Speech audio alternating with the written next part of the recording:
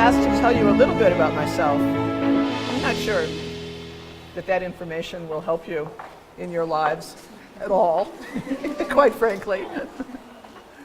But let me say just the following. I started out many years ago studying child language development, how children learn to talk.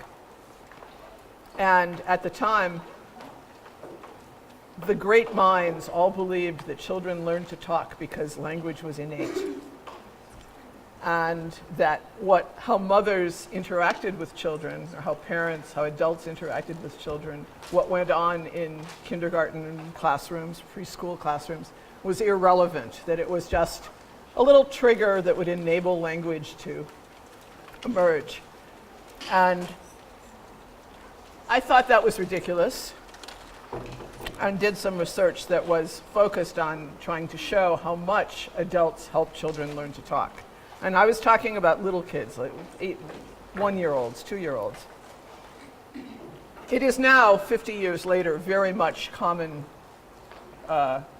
belief that the way parents interact with children, with young children, is massively important in helping them learn to talk. I did that work both as a doctoral student at McGill University in Montreal, and then as a faculty member at the University of Amsterdam in the linguistics department. And I learned a lot of linguistics in the process of talking to my colleagues who were linguists.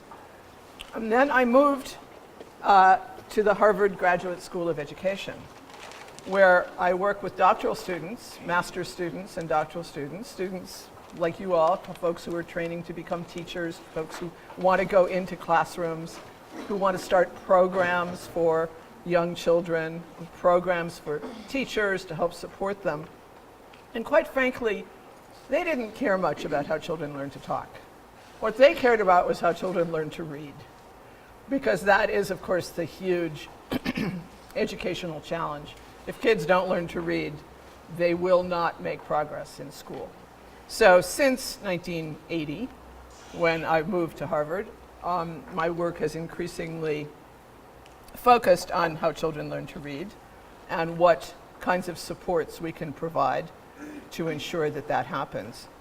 And some of that work has been with young kids, with children in preschool, reception class aged children, and some has been with older kids. I'll talk a little bit about both aspects of that. But let me just find out who's here. How many people in this room think you're going to end up in reception class or first grade classrooms when you go teach? All of you? Everybody?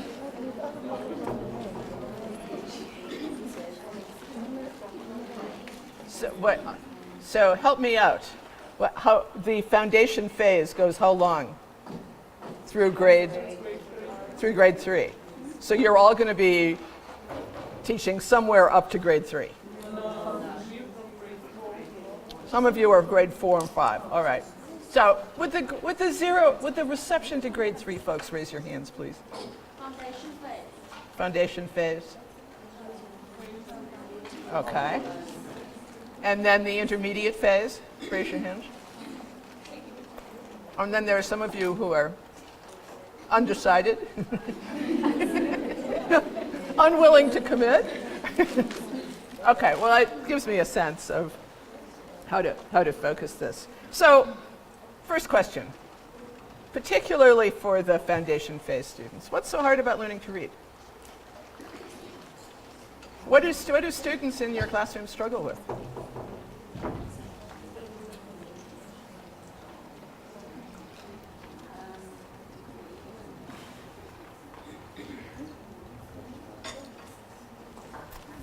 Yes. There's word construction. So say more. What's word construction? What do you mean? Like when they're constructing vowels and consonants, we really have to put them Uh-huh.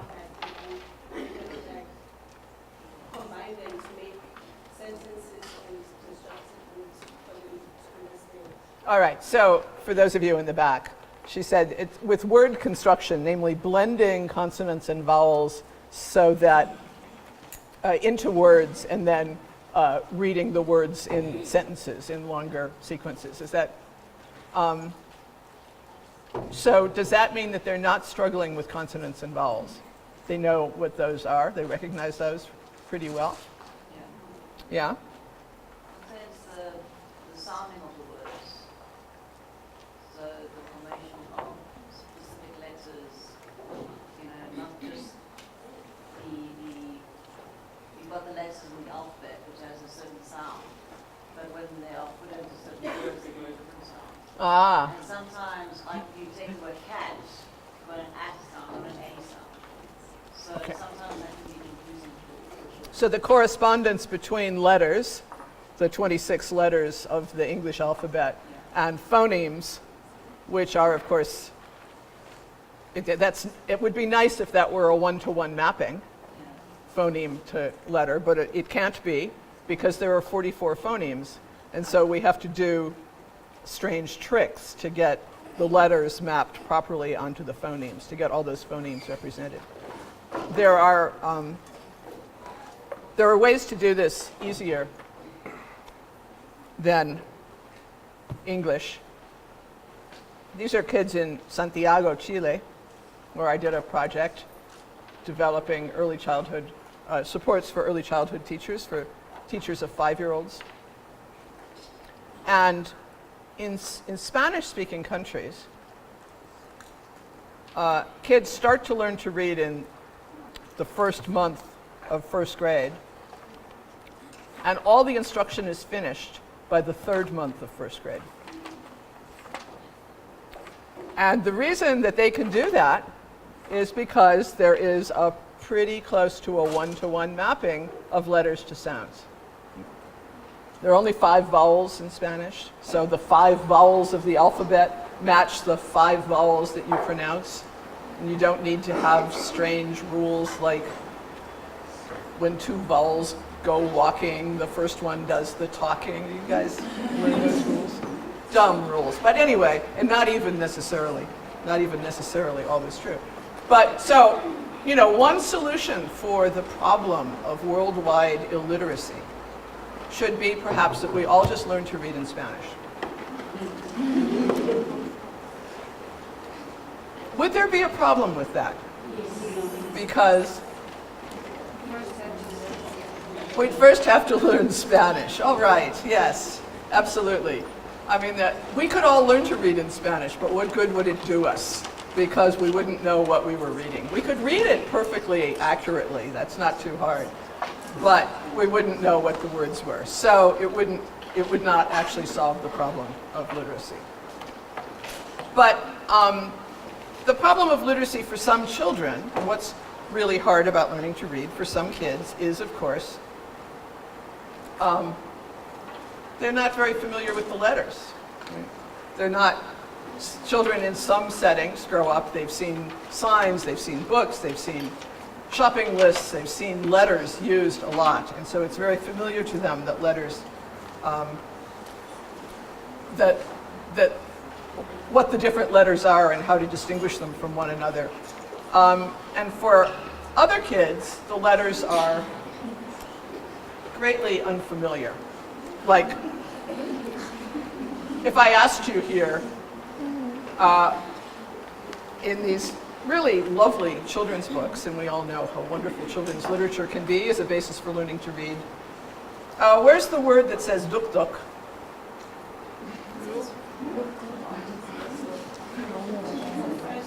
The first one in every single case, exactly. Good. Did you infer that, or did you know how to read Arabic? You inferred it, because this is a book about duk duk. Good, so now you know how to spell d and how to spell q in Arabic. But what about the rest? Right? It would take a certain amount of exposure. Well, here's another easy one. One of these books is about duk duk laughing. It says duk duk yadhak, ha, ha, ha. Can you find that one? Oh, I'm sorry, ha, ha, ha, ha.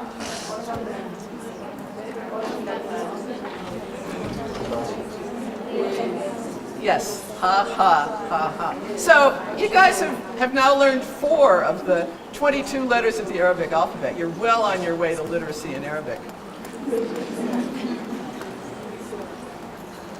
But I show this just as an example of what sort of how much more difficult it is to make sense under these conditions of relative unfamiliarity with the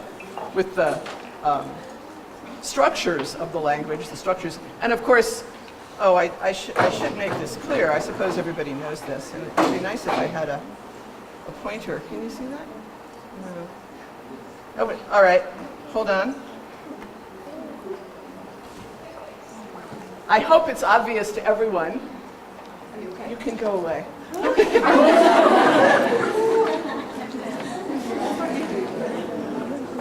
That the word duk-duk starts there and ends there. That it's the curly 9-looking thing, which is the k, and the little triangle thing that is the duh. Right? So as we read it the other way around, left to right. Okay. So ha ha ha, the tall thing is the ah, and the roundy thing is the ha. So all right, there's your little initial lesson in Arabic. Let's move to English. Could somebody stand up and read this for me in a very loud voice? Actually, I know that Elby can do this, because this is how she learned to read.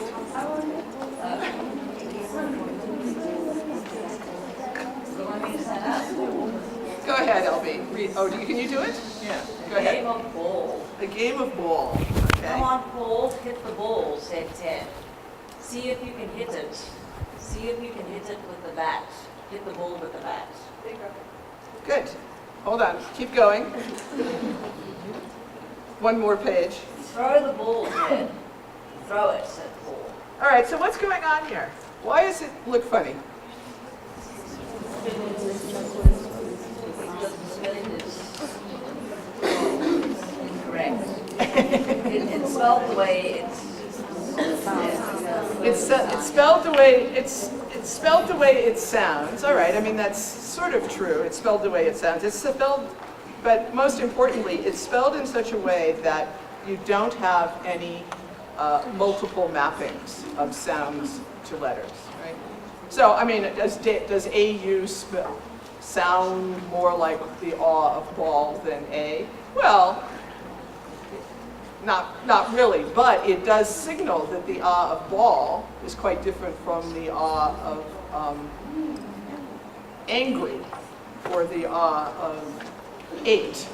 So it's an effort to take all of those letters that have multiple pronunciations and give the pronunciations specific spellings so that kids can learn a one-to-one mapping. So kids can learn to read English the way kids will get to learn to read Spanish without worrying about multiple mappings. And this was a pretty widely used program in the US, and I learned from Elby in South Africa, I guess, for a while. Ted threw the ball. Notice that funny letter that represents oo. Paul hit the ball with the bat. Crash.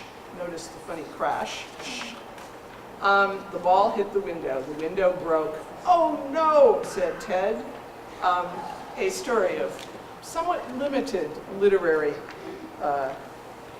elegance, but designed specifically with this purpose of giving kids a deep understanding of how phonemes, the 44 phonemes of English, map onto 44 different graphemes so that they can then be transitioned into reading English spelled the way it has been spelled for 3 or 4 centuries.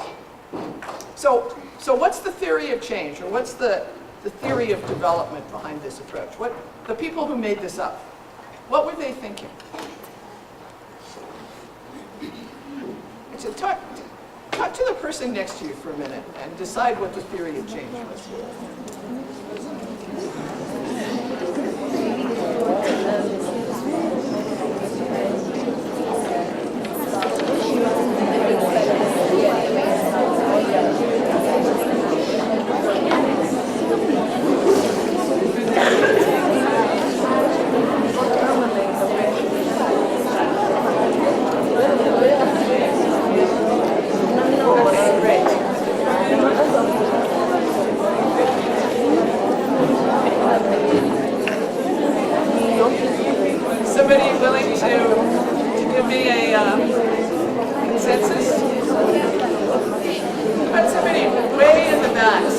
all hear you. Somebody in the very last row, what do you think the theory of change was?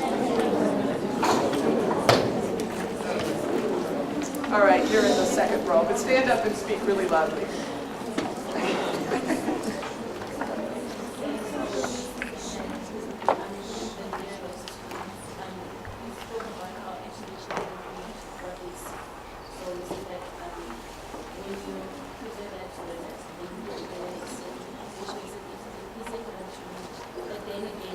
After they read something like that, then when you start showing them that that's not how actually you spell certain words. Okay, so the theory of change is that this makes it a lot easier to break into the system because you've got one-to-one mapping. And then the obstacle, the problem is, what do you do after that? How do you move from this one-to-one mapping? How do you get kids to start spelling correctly? But the theory of change is basically down deep. The theory of change was that English is just too hard. The spelling of English is just too hard for little kids to grapple with. And thus we have to make it easier for them. So what's wrong with that theory of change? I mean, you gave the first little bit of what's wrong with it. Other observations about what's wrong with it as a theory of literacy development? Would you adopt this? Do you think this would be a good thing to introduce into the classrooms? No? Why not? Tell me why not.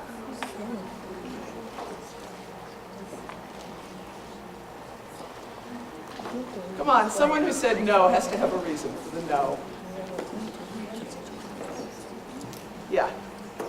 Well, I don't really say that it's wrong, because I mean, if this is an easier way for learners to pick up on what the words are and maybe create fluency instead of just being stuck on one word, then after they've mastered that, then you can start introducing actual sounds and how English sounds are pronounced and How they're spelled, how they're actually. spelled, yeah. So you actually would consider using this, perhaps, because it would make it easier in the very first stage of learning. And then I would move into actually the technicalities of doing each And then sound. you'd say one day, whoops guys, sorry, I've been fooling you. It's a little harder than that. What do you think is wrong with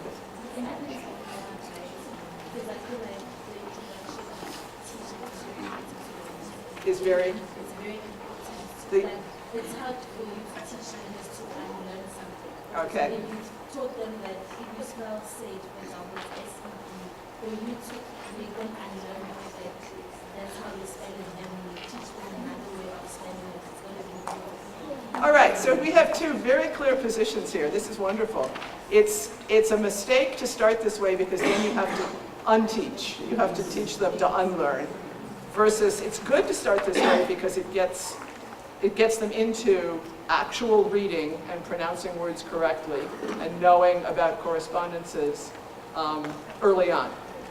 Right? That's exactly the controversy that emerged after this program was introduced in schools.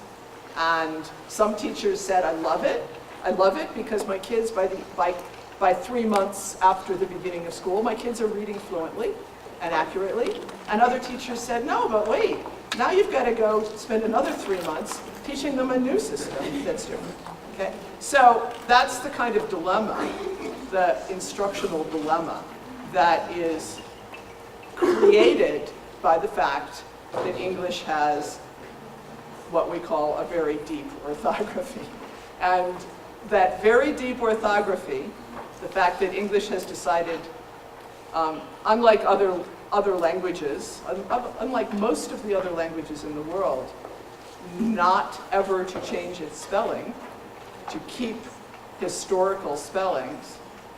For that reason, we've got these problems that lead to dilemmas about early literacy instruction. So if you think about other languages, there's an Académie Française. What do? Every 50 years, they look at the dictionary and they say, oh, whoa, we don't pronounce it that way anymore. We're going to change the spelling. There are Real Academia for Spanish in Spain, and another one for Spanish in Latin America. And they look at the way people are pronouncing things, and they shift the rules about representation of those words. But we don't do that in English. So does that make us more noble? And I don't know. It makes us, it does give us some real advantages that are very important in a language like English. Huge language, lots of different sources of words into the language, Germanic words, Latin words, French words, and they are distinguished by their spelling. But that creates a real problem for children. Right? So the ch of church is not what you use when you say chef or chauffeur, because chef and chauffeur come from French and are still marked as coming from French. And we don't change the spelling to represent that. Other languages would have done that. But so the people who developed this is called the initial phonetic alphabet. The people who developed this, what is it called? The initial teaching alphabet, I think. Initial teaching alphabet, ITA, said to themselves, their theory of change was, this is just too hard. You've got an O in come and an O in throw. And the O of come and the O of throw are completely different O's, represent completely different sounds, which are, again, different from the O of O and the O of no, so, or the O of window. And so you've got 5 different spellings for 3 different sounds. Let's get real here. How can you expect little kids to deal with that? And so what would make it easier would, in fact, be these systematic spellings that would enable kids to know that come doesn't rhyme with home orally, even though it does rhyme as written. It looks like it rhymes. That throw doesn't rhyme with now.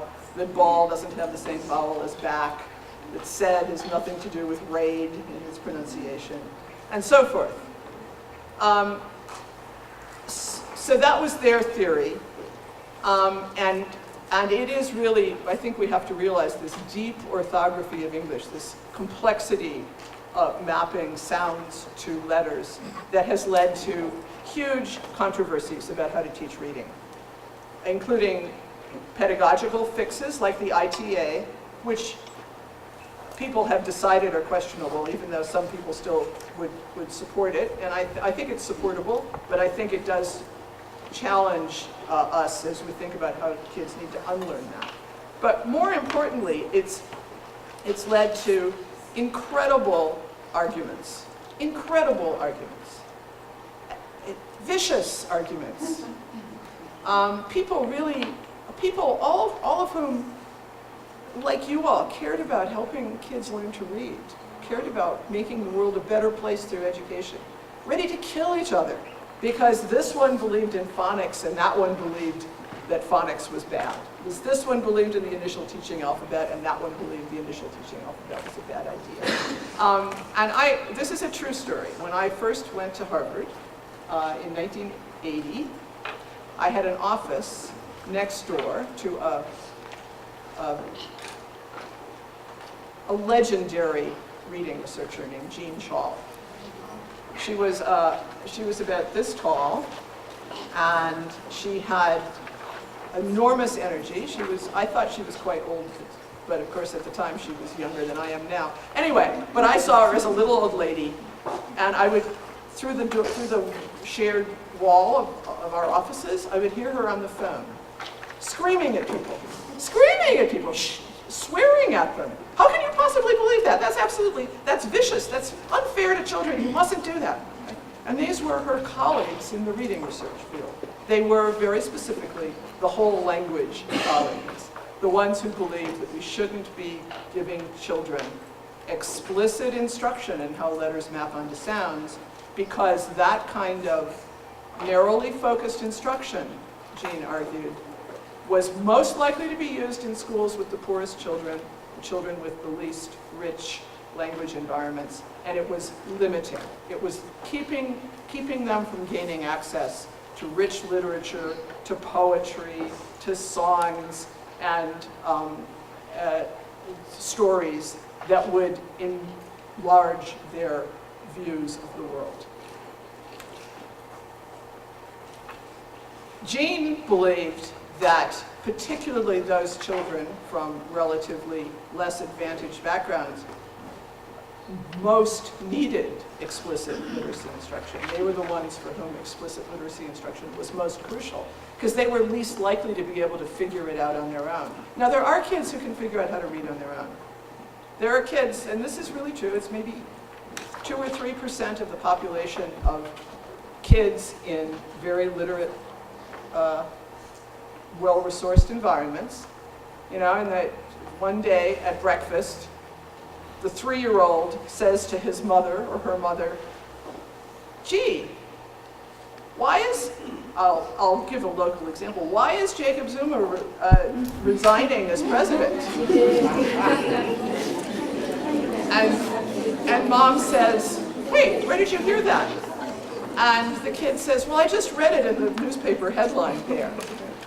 So 3-year-olds who somehow figure out how to read. That can happen. It's not very common. Far more common is the kids who need to be told how letters map onto sounds, and thus given some explicit instruction. Does that mean they can't have access to rich literature, to poetry, to songs, to engagement with text? No, it doesn't, but it means we need to figure out how to make those experiences complementary. So I come from the United States. The United States is very worried about children learning to read. And starting in about 2002, people in the US government, the Department of Education, the Ministry of Education, were particularly worried about early reading, about why kids weren't reading accurately and fluently by the end of grade 3. And so they funded a project that produced a book called Preventing Reading Difficulties in Young Children. And they funded a lot of other stuff too, a lot of efforts, a lot of revisions of standards, a lot of curriculum that led to a real policy change with a focus on early reading. And in particular, the folks who won that policy battle were the folks who said we need more explicit phonics instruction. Kids aren't reading well in 3rd grade because they don't read the words accurately. I chaired the committee that produced this report, and we said that in fact the deep orthography and the problem that phonics instruction was the solution to was never really the problem. Because the fact of the matter is that American kids at 3rd grade were reading pretty well. They were reading accurately and fluently. However they were being taught how to read, they were figuring it out. That, of course, is, I recognize that that's not necessarily the case here, but it was the case in the US. And the result was that we spent 10 years investing lots of money in early reading instruction, and the long-term outcome was nothing improved at all.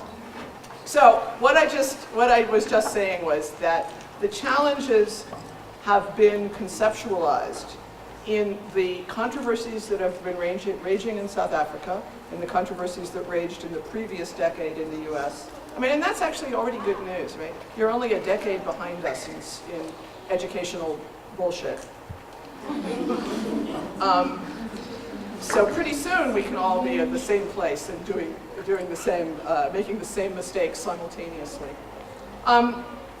What happened in the US is that people realized that we could improve phonics instruction a lot and not necessarily improve outcomes. In part because kids were learning to read. The instruction had been good enough before the reforms. And then this very, very influential paper, a book appeared called Meaningful Differences in the Everyday Lives of something or other. And it traced how children learned vocabulary, how much vocabulary children learned. Has anybody seen this picture before? No? Okay. This is kind of one of those iconic graphs, and it was basically purely descriptive research. People went with audio recorders into households of highly educated families, middle educated families, and very low education families. And they just recorded an hour every week or two. And then they wrote out all of the new words that the children produced at every recording, so that you get a cumulative vocabulary. And what you see here very clearly is that the 6 children in very low resource families, single parent families, living in some social isolation, were heard to produce many fewer words by the age of 3 than children in the high SES families. Across these different income levels, the average number of words a 3-year-old knew was twice as high in some families as in others. And that was directly related to how many words they had heard in those different families. In some of the families, the kids heard a lot of talk, they were engaged in a lot of talk, and in other families, not so much. And you might say to yourself, well, who cares? If you know 500 words when you enter 1st grade, and you're trying to read this little text, this simple little text, here's what it looks like. Anybody tell me what this text is about?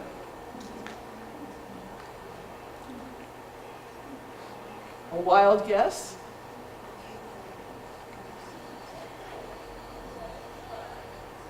These are the 500 most frequent words of English that are still here, and the 501st most frequent word of English is not there. And if you don't know that, then you're missing one of those blanks. You can't fill in one of those blanks. All right, so 500 words. They're not many.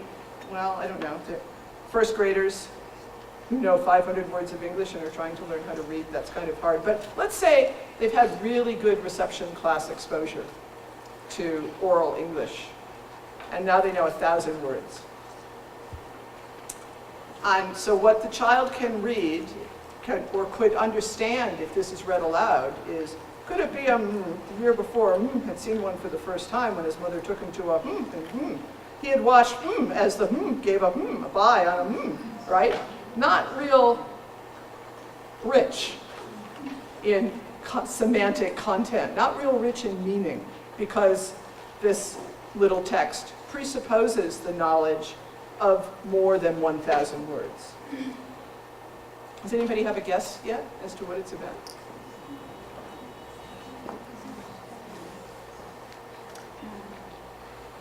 Go ahead. I think it's limited vocabulary. I think This is what happens if you have very limited vocabulary. And with that very limited vocabulary, do you know what this text is about? Can you make a guess? Any hint? All right, I'll give you a couple thousand more, another 1,000 words.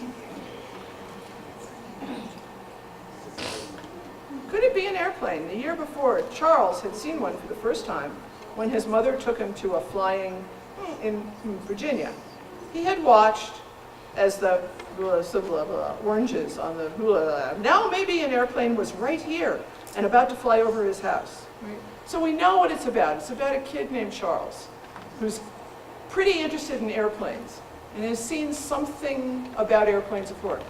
Any guesses so far? Nouns. Nouns, like proper nouns. You're absolutely right. Some of those are proper nouns. So in something Virginia, and there's no way any of us could guess what that is. But what about, who's Charles? Well, Charles is the name of a boy, but it's considered a proper noun because it's the name of someone. And an airplane is a noun because it's a thing. Yes, that's because, absolutely. And if you were reading this text and you knew only the 2,000 most frequent words of English, what summary would you give me about the text?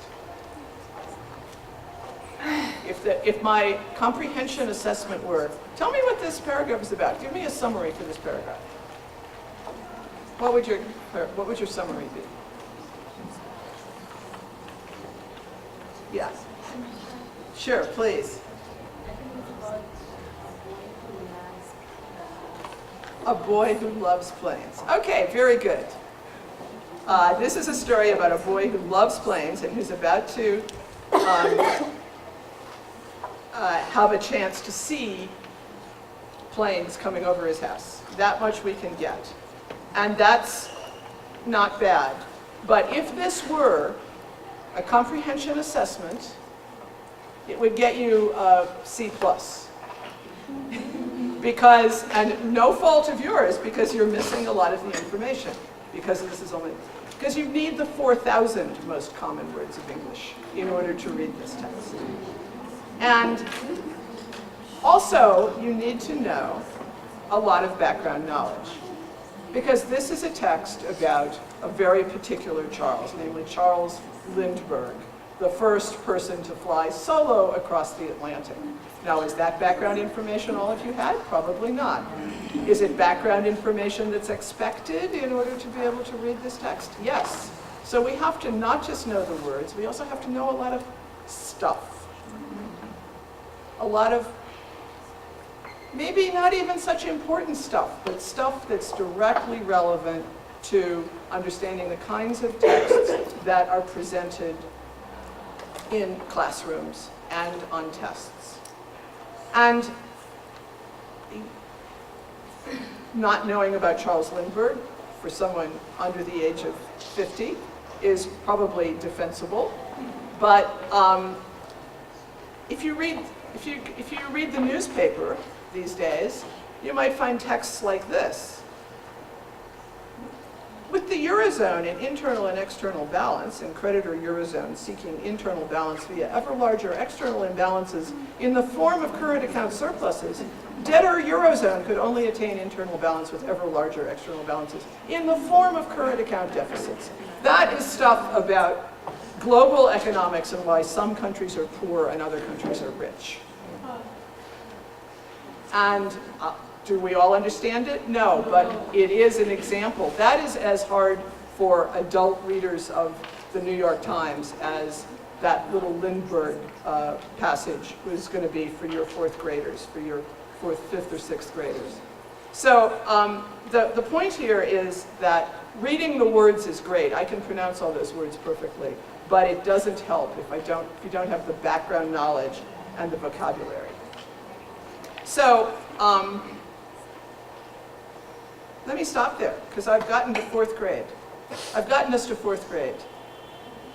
What would people like to ask or have clarified? Yeah. Well, one of the things that I've noticed within the schools itself is that you get some learners when it comes to reading, they apply rules and they know the rules very, very quickly. And then you get other learners who are struggling. Why is that? Why are some learners struggling much more with applying the rules specifically to pronouncing the words correctly? Is that what you're saying? And others are getting it within the first go. Right. And some are well, as I said, some don't even need teachers to do it. Some will figure it out all on their own. Right? So it's a normal distribution of time to achievement, of accomplishment of this basic task of mapping letters to sounds. So what, you've all seen this, you've been in classrooms with classmates who learned it really quickly and other classmates who were struggling. What are your guesses? Yeah. I think it's about exposure. What a child gets exposed to kind of determines what they will learn more and quicker, what they will grasp in class. Like that graph we had earlier on that explains that kids from yes, this Yeah. one. I think this is the answer to your question. I think so. It explains why kids from different backgrounds would in class grasp things differently. Can people in the back hear? She's proposing that these differences are the differences that explain why some kids pick up reading very quickly and others have a much harder time. And I think that's a very credible claim, but it doesn't quite get us into the internal, like what is it about knowing 1,000 words rather than 500 that makes it easier to learn to read? What is that difference? Yeah. Well, I think the issue is English language itself. If you look at most of the English words, none of them are original English. They derive from hundreds, not hundreds, but many other languages like Italian, French, etc. And with that, you find that also English words have a lot of synonyms. So now it's pointless saying you know 1,000 words if one of them is like a trip and it's sufficient, because that's one and the same thing. So essentially, you don't know 500 words, you only know 499. So I think the issue is that English has borrowed from many languages and is trying to blend it all in one language. So you're saying there are too many words in English, and that's one of the reasons why it's hard to learn to read it. Well, that's a very interesting hypothesis. What do people think? Does anybody want to disagree with that?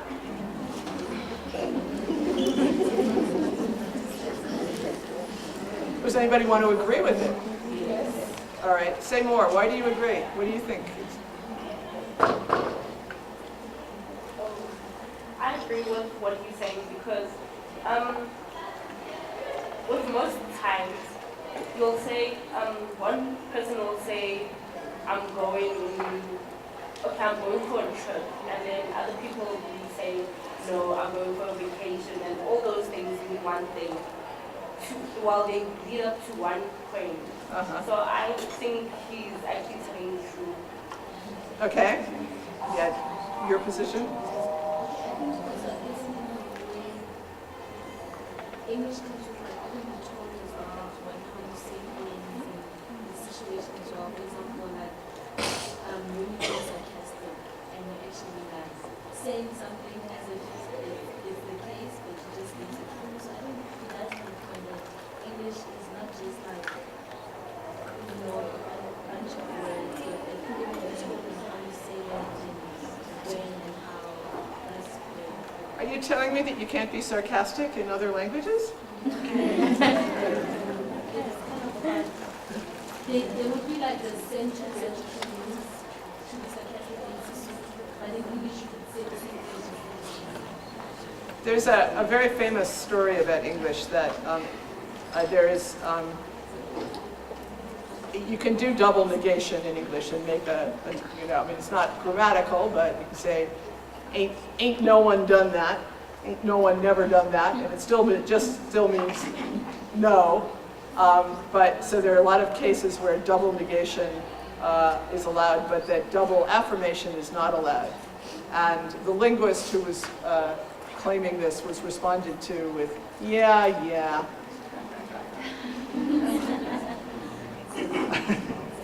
So, all right, so English has a lot of words, and it does have a lot of words because it has merged from different language sources. But let's think about the first grader. The first grader learning to read, or the second grader learning to read. I mean, that was the problem that we were presented with. That some of them pick up these sound symbol correspondences quite quickly, and some have a lot of trouble. Is that because there are too many words out there?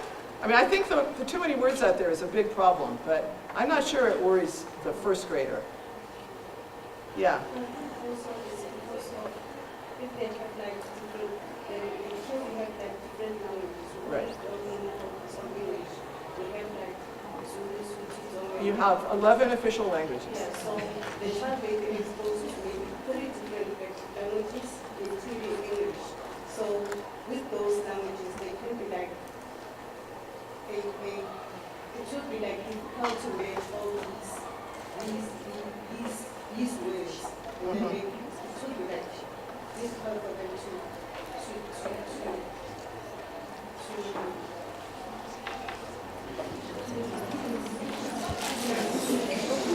Help her out. To translate, okay.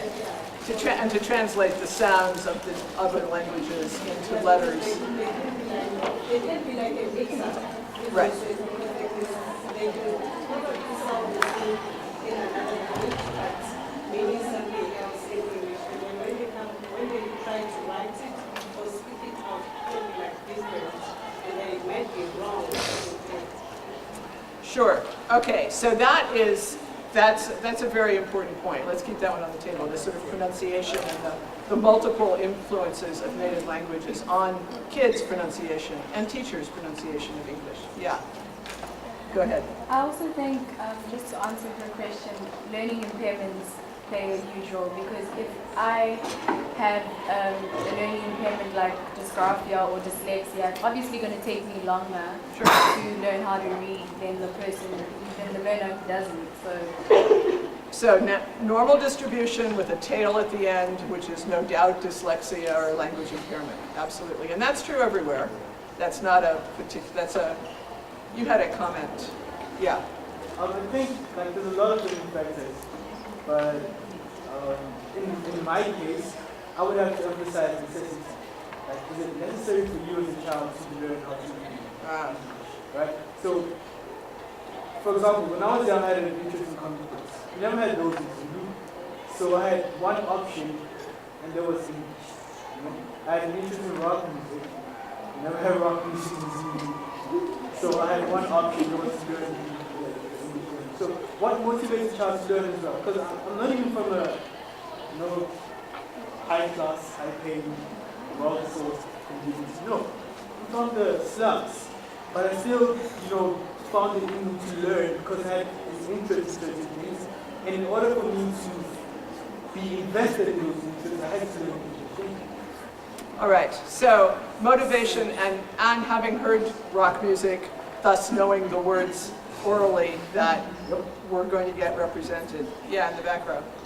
I don't know, most probably I don't hear it when we do it at school, you pronounce the way maybe incorrect, or the teacher might pronounce it incorrect.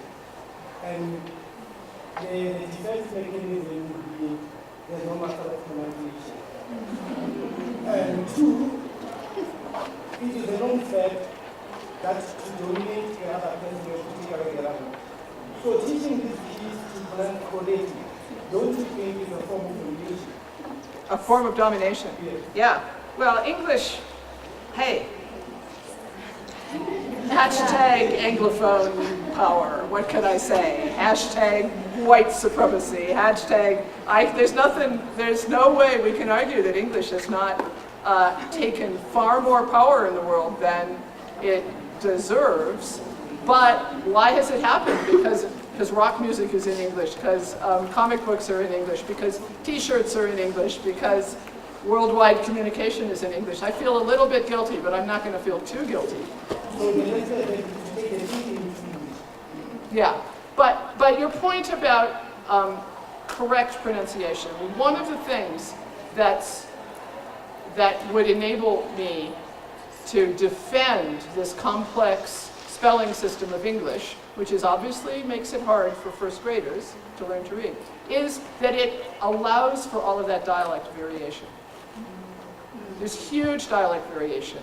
Obviously in South Africa because of the 10 native languages that are not English, but across the whole English-speaking world, we don't have received pronunciation anymore. We are all speaking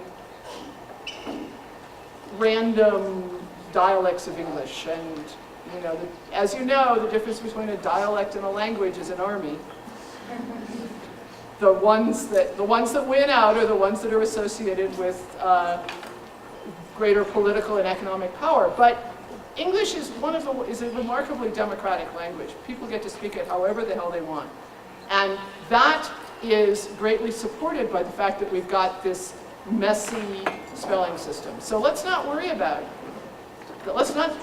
trying to regularize spelling.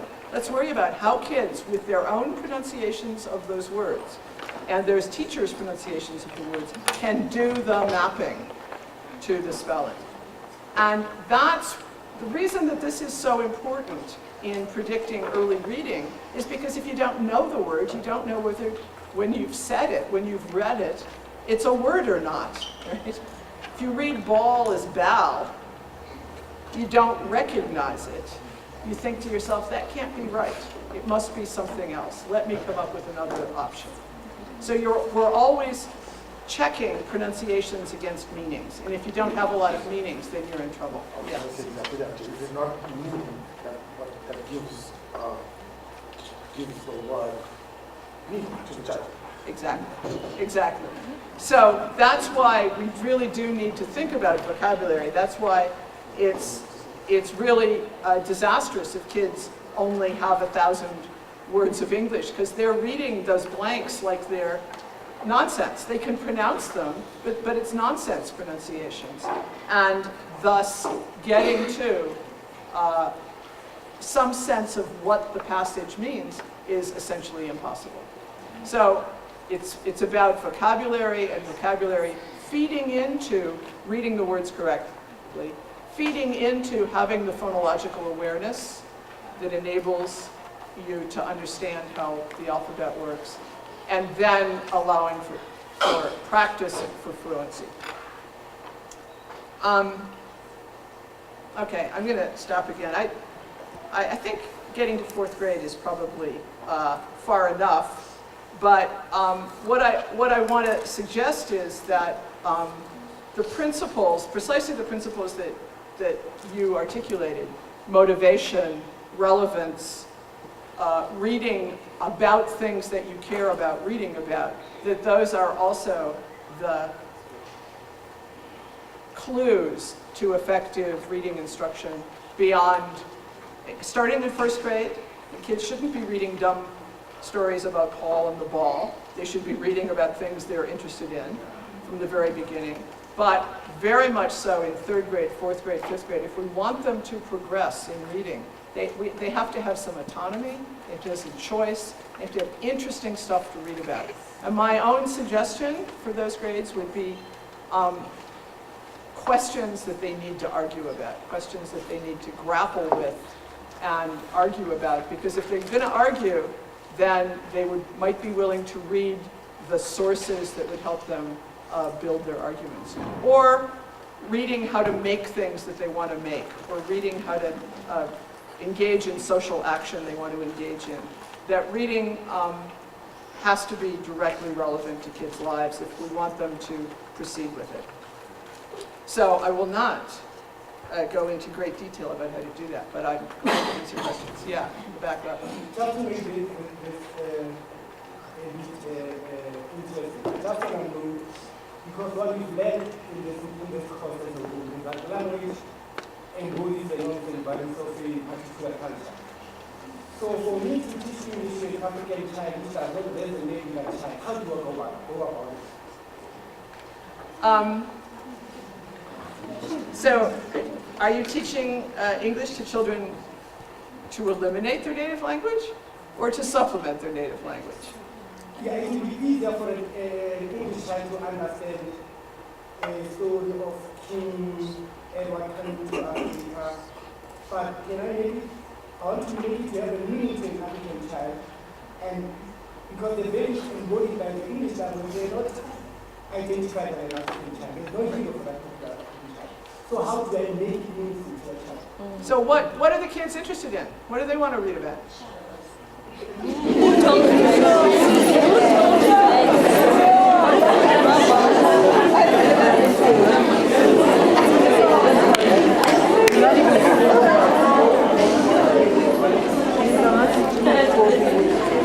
There's your curriculum.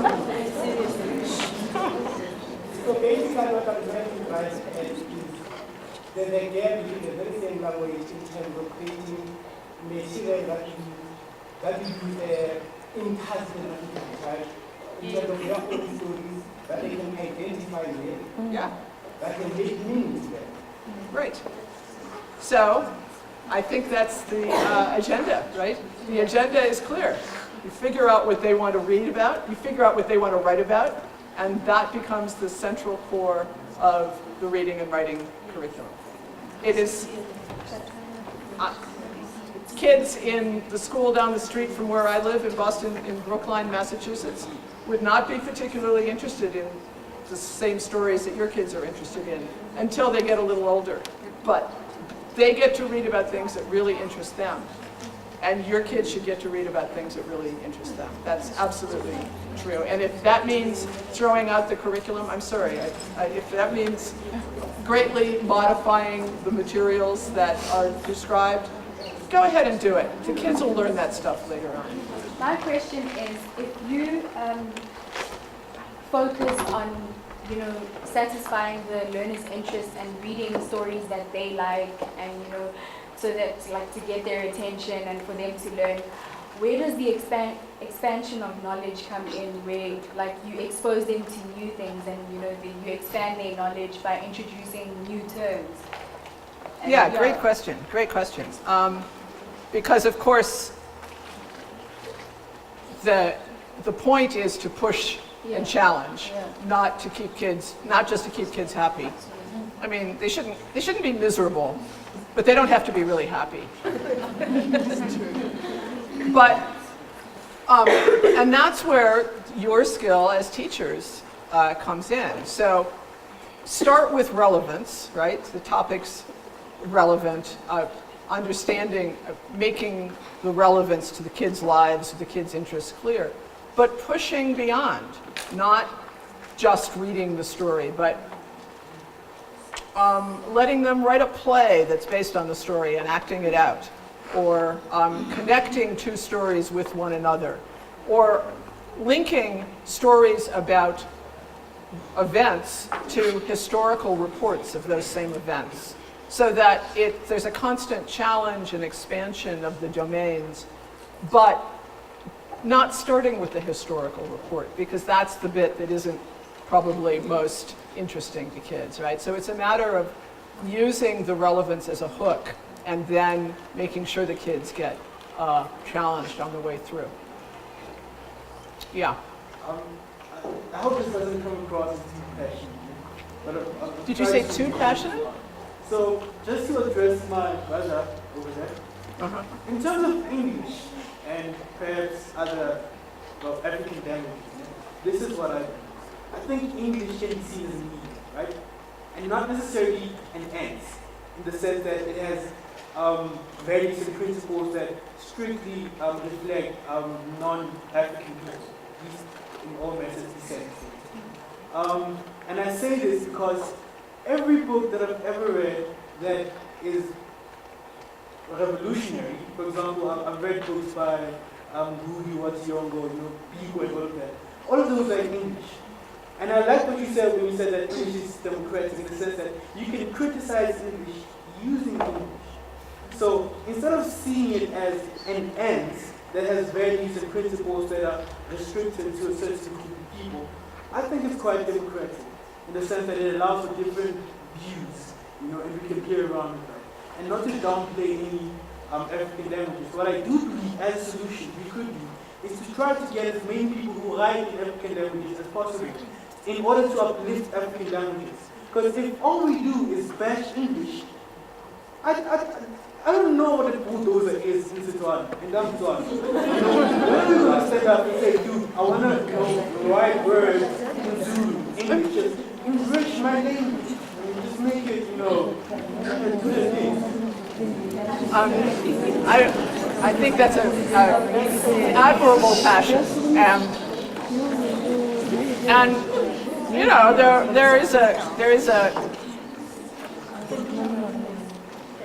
there are historical facts, and there are sort of global sociology that gives some languages more power, more economic power, more political power, and more expressive power, right? There's languages that have been used in universities for a long time, are languages that are better, at this point, better equipped to do certain kinds of academic work. But they all developed from languages which were not used in those circumstances. So it's an entirely reasonable goal, and I wish you well. Is there another question down here before we get up there? Okay, go ahead. I think my brother here, I don't want to get the passion, but what I would say is, I think I mentioned that language can be used as a form of communication. As a form of domination. Yeah. As I said, in my opinion, that language can be very secondary because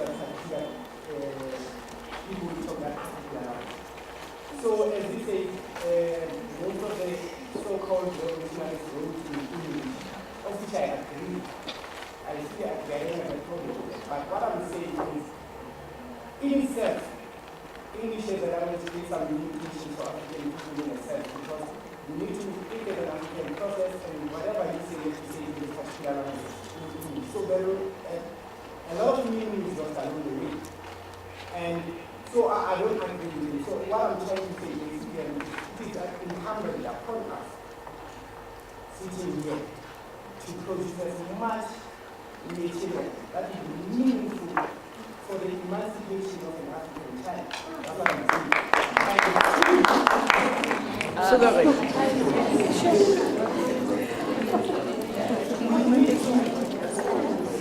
Go to a point where we think as Africans and articulate those things. Because, for one, I've made an example. Of all the people sitting here in their African language, I'm definitely sure for the past years they've never said the word sex in their own language. The modern day is not allowed. So therefore the process of making them to the fore, like the right to make our own food. All right. I think my time is up. Let me just say,